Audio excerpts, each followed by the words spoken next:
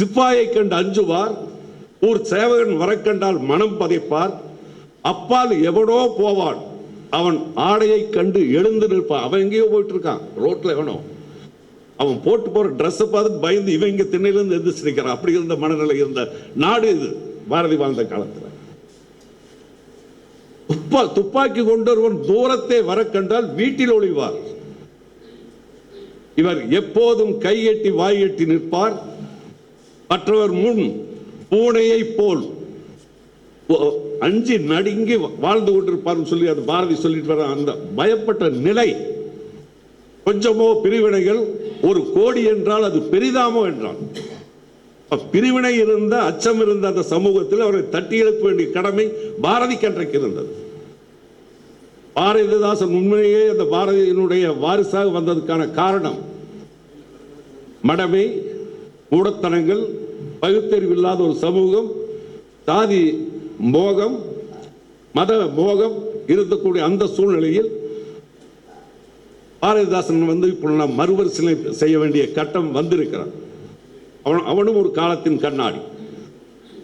1909ஆம் ஆண்டில் 1919ஆம் ஆண்டில் பாரதியை சந்திக்கும் வரை 19லிருந்து 26 வரை ஒரு காலகட்டம் பாரதிதாசனுடைய வாழ்க்கையில் அற்புதமான பக்தி பாடல்கள்.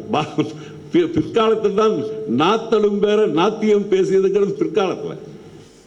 1919லிருந்து 26 வரை அந்த காலகட்டம் பக்தி பாடல்கள்.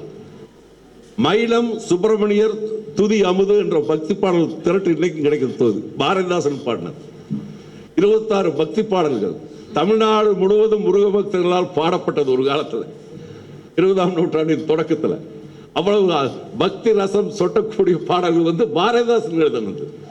மயிலம் சுப்பிரமணியர் துதி அமுது அப்படின்னு அந்த புத்தகமே இப்போது கிடைக்குது.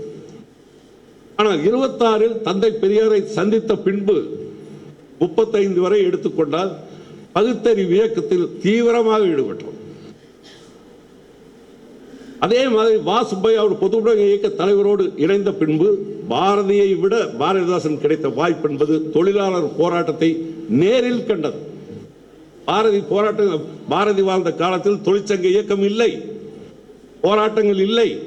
ஆனாலும் ரஷ்யாவை பற்றி பத்திரிகை செய்திகளை வைத்துக் கொண்டு அந்த அளவுக்கு பாரதி பாடியிருக்கிறார்.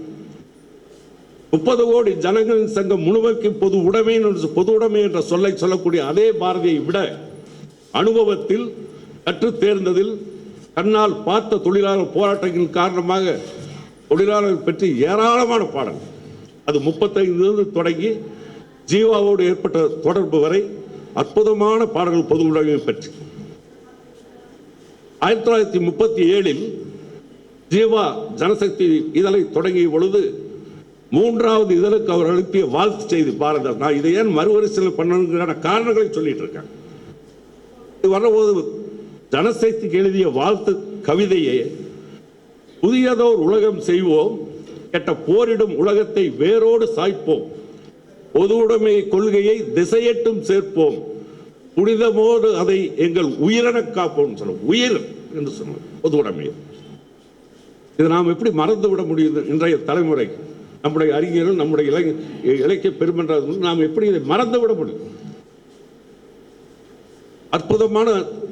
அது மட்டுமல்ல, வா சுப்பையா தலைமையில் ஆசியாவிலேயே, இந்தியாவில் மட்டுமல்ல ஆசிய நாடுகள், இந்தியா, இலங்கை, மலேசியா, சிங்கப்பூர் இத்தனை நாடுகளும் சேர்ந்து முதலில் 8 மணி நேர வேலை பெற்று தந்த போராட்டம் புதுச்சேரியில் தான் 1936 நடந்தது.